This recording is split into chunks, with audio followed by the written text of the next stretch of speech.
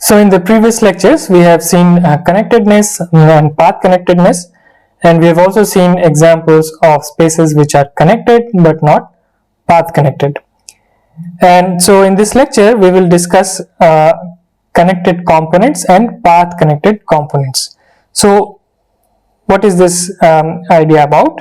So for example, if you take the real line and let us take the interval 0, 1, then 2, 3, and some other interval, let's say, so let me extend the line here, and some other interval, let's say -2, -1 here. So now this the union of these three open intervals, A1 union A2 union A3, is not connected, of course, is not connected, and so it's not path connected either.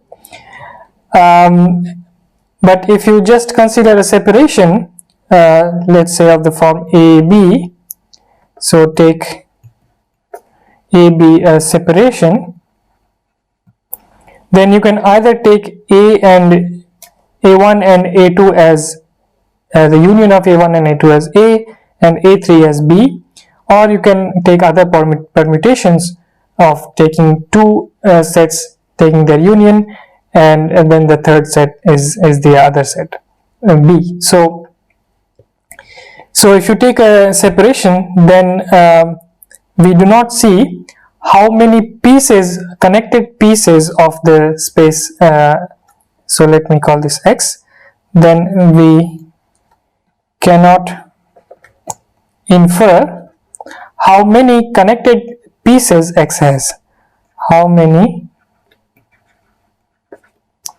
connected pieces X has from just by looking at A and B. So it could happen that A is one connected piece, B is other B has infinitely many other connected pieces, or it could be the case that both A and B have infinitely many further connected pieces. So now we would like to know how to break up a space which is not connected into a collection of disjoint spaces which are connected. So this is the idea of connected and path connected components. So connected and path connected components are a way, are a breakup of the space into a disjoint collection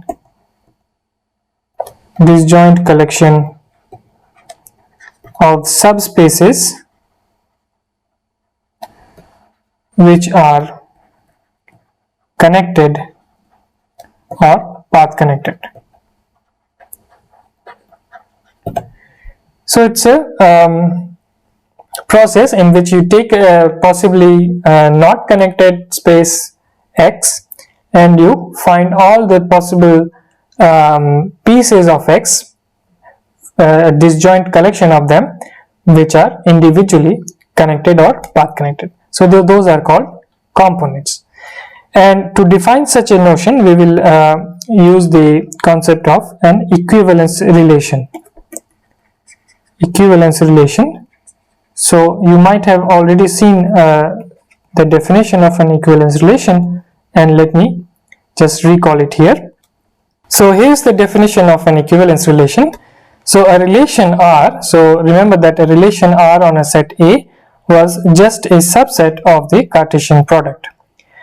And so this is called an equivalence relation if it satisfies the following three properties. So the first one is reflexivity, which just says that all points of the form x comma x belong to R for all x in A. The second one is called symmetricity. So it says that if x, y belongs to R, then yx also belongs to R. So you switch the order of your elements.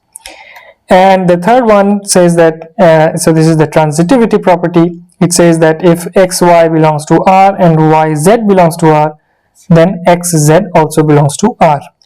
And we will use the notation x tilde y if xy is in R. So in this notation, for example, we have x tilde x for all x in A. This is the first property. The second property says that x tilde y implies y tilde x, and the third property is that x tilde y and y tilde z imply x tilde z. So usually we say either x tilde y or x is related to y to pronounce this symbol. And the two crucial properties of an equivalence relation,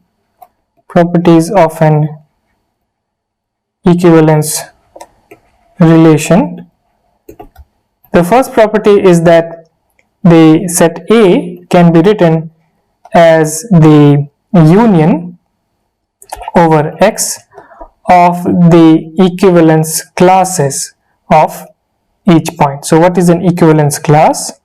S is called an equivalence class, and it is defined as, this is the collection of all points in A for which y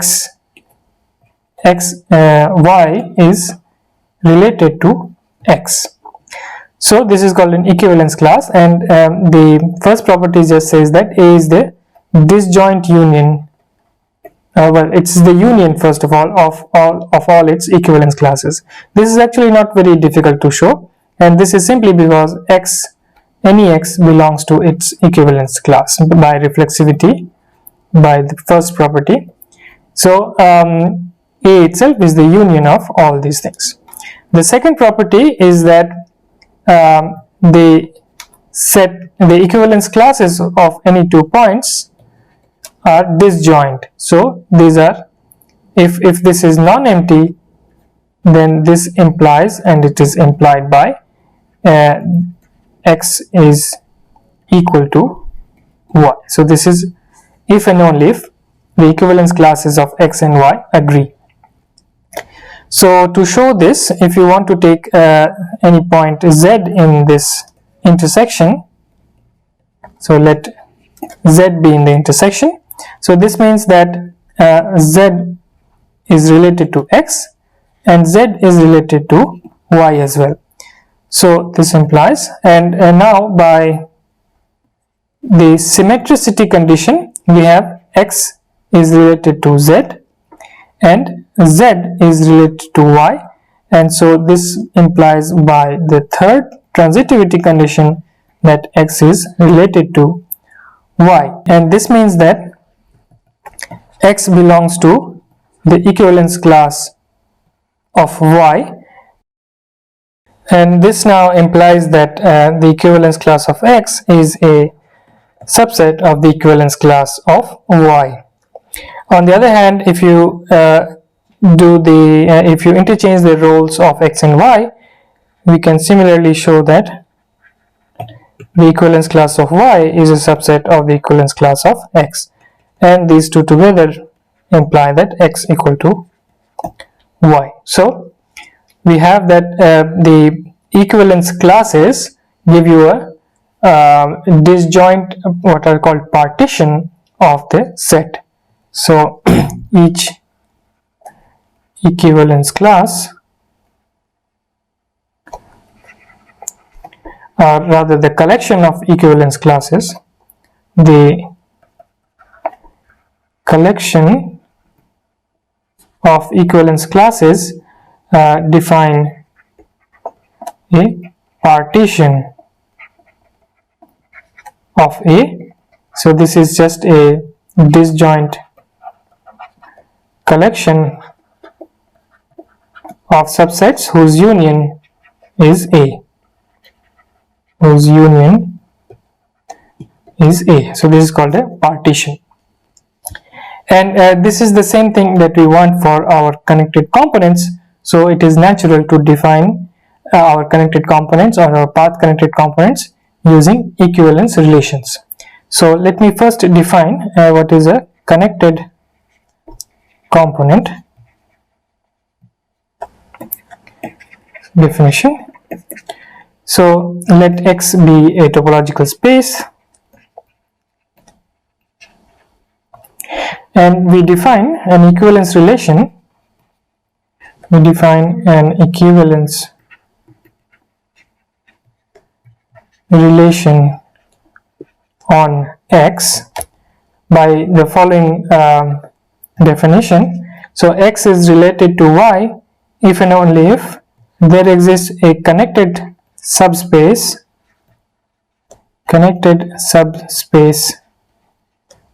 A such that both X and Y belong to A. So we have 2 points X and Y, and A is a connected subspace that contains both these points. So it is quite easy to show that this is in fact an equivalence relation, because if you want to check the first reflexivity condition, then X is related to X, since the singleton set X is a connected subspace that contains X.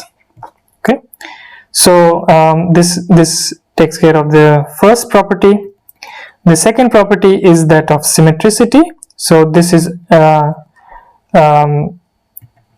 quite obvious, because if A contains X and Y, then the same A will also imply Y is related to X.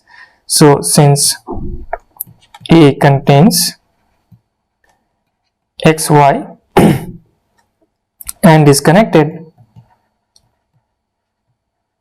so Y is also related to X. On the other hand, to show transitivity, if you have X related to Y and Y related to Z, so here you have 3 points X, Y and Z, and so since X is related to Y, there is some connected subspace A1, and since Y is related to Z, there is a connected subspace A2.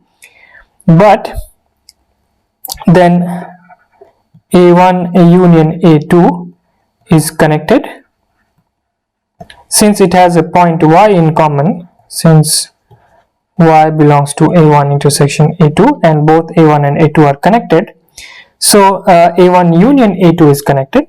So this implies that the points X and Z belongs to the connected subspace A1 union A2, and from this we see that Z is related to X. So it is an equivalence relation, and similarly one can define the equivalence relation with respect to path connectedness, but we will define it a little bit later. So for now, once we have this equivalence relation on X, we have a partitioning of our topological space X into equivalence classes of each point. So then we have a partition of X into a disjoint collection, say A alpha, whose union is X.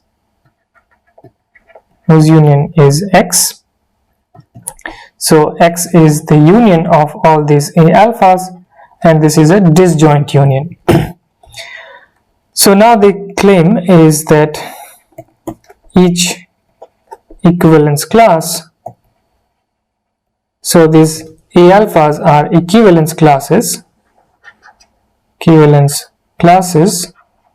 of the form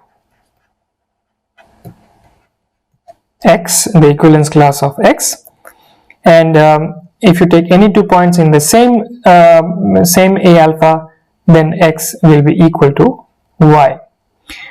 On the other hand, each equivalence class A alpha is connected. So this means that X is a disjoint union of connected subspaces. So why is each equivalence class connected? So for this, let us suppose that, okay, we prove this by contradiction. So suppose that A alpha is not connected, and so there exists a separation AB of A alpha.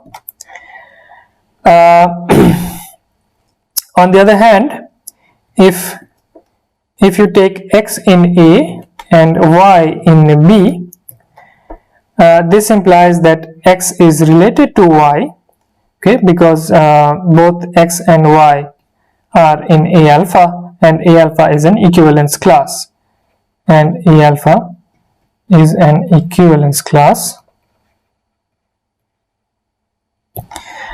And this means that there exists a connected subspace, let's call it C, which contains both these points X and Y. On the other hand, because we have a separation, this implies that either C is a subset of A or C is a subset of B, which is a contradiction because we have chosen X and Y from A and B, so which is a contradiction. So this implies that A alpha is connected for each alpha. So now we have a partitioning of our topological space into disjoint connected components, and these are the disjoint equivalence classes, and each of these equivalence classes are called the connected components of the space X. So let me just write down the definition here. So each A alpha is called a connected component of X. Similarly, one can define what are path connected components, or simply path components. So again, we define the equivalence relation, define an equivalence relation on X. So X is related to Y if and only if there exists a path F from X to Y. And again, we can check that this is an equivalence relation. Well, X is related to itself, since the constant path, let's take it from 0 1 to X, ft equals X. So this is the constant path at X, and this is this implies that X is related to X.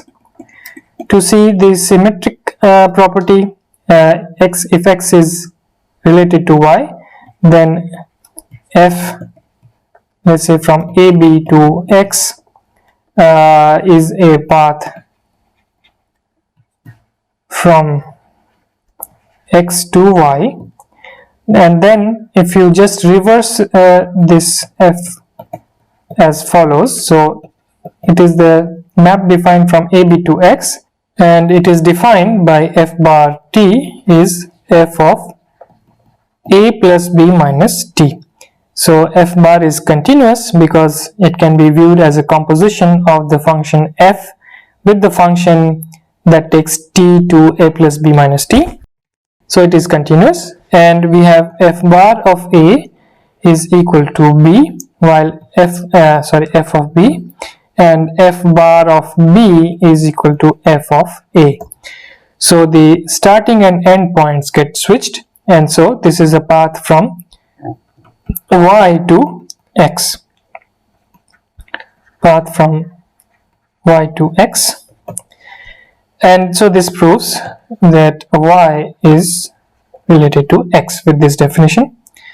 And thirdly, if x is related to y and y is related to z, then there exists paths f1 from a, b to say x, path from x to y, and f2, let's say from c, d to x, from y to z. Now what we can do is we can define, we can take homeomorphisms,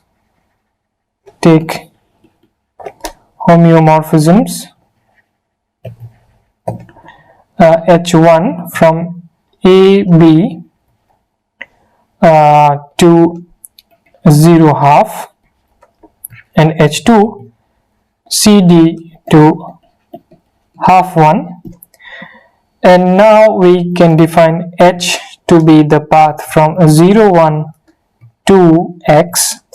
So h of t is equal to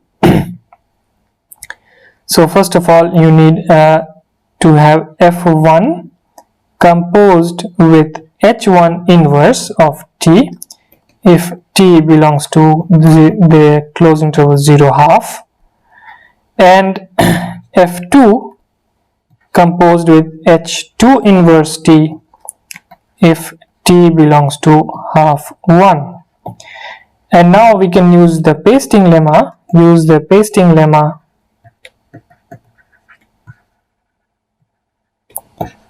to show that h is continuous. This is because at the common point half, both these values f1 composed with h1 inverse half, f1 composed with h1 inverse at half is equal to f2 composed with h2 inverse half, and this is nothing but the point y.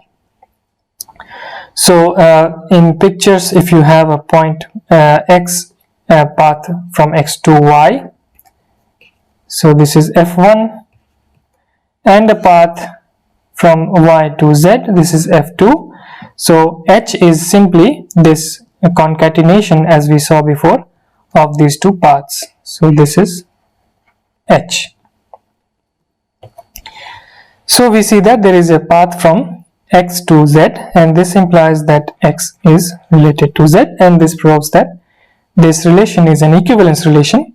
And similarly, the equivalence classes are the path components. So each equivalence class is called a path component, and x can be written again as the union of these path components b alpha. B alpha is a path component. This is a disjoint union as before, because again we are using the fact that our relation is an equivalence relation, and each of them is path connected. So just as before, each b alpha is path connected, and I leave this for you as an exercise to show that each of these b alphas is path connected. It more or less follows directly from the definition of the equivalence relation. Now let us look at some examples for computing connected components and path connected components. So for example, if you take the rational numbers with the subspace topology from R, then first of all we have seen that this is not connected. Q is not connected, and any connected component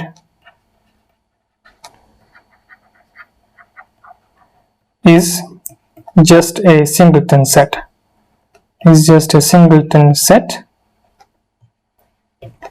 of the form Q. So for Q in Q, so first of all, each of these singleton sets are connected. On the other hand, if 2 points Q1 and Q2 belong to some connected subspace A connected, then if Q1 is not equal to Q2, then you can take a point, an irrational number in between them, so Q1 less than R less than Q2, and then A can be written as minus infinity to R intersection A union minus infinity, R to plus infinity, R to infinity intersection A, and both these are open. These are open, and their union, they are open non-empty because Q1 lies here and Q2 lies here, so they are non-empty, disjoint. This is obvious, and so this is a separation, for A, and this is a contradiction. So this implies that Q1 must be equal to Q2, and so all the connected components are precisely given by the singleton sets. There are no bigger connected sets in Q with the subspace topology. And note that none of the connected components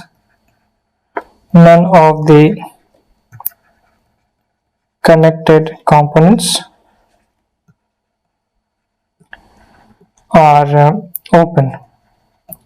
On the other hand, connected components must be closed. Connected components are closed since closure of a connected space is connected.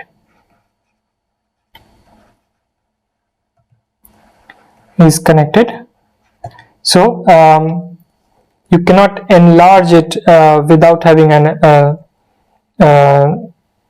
non-trivial intersection, and therefore the connected component must contain its closure. So connected components are always closed, but they may not be open. So for the second example, we can take the topologist's sine curve,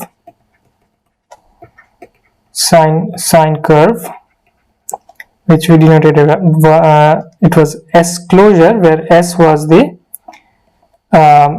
graph of the function sine 1 over x, where 0 is strictly less than x is less than or equal to 1, and this has only one connected component because S closure is connected. On the other hand, it has two path components.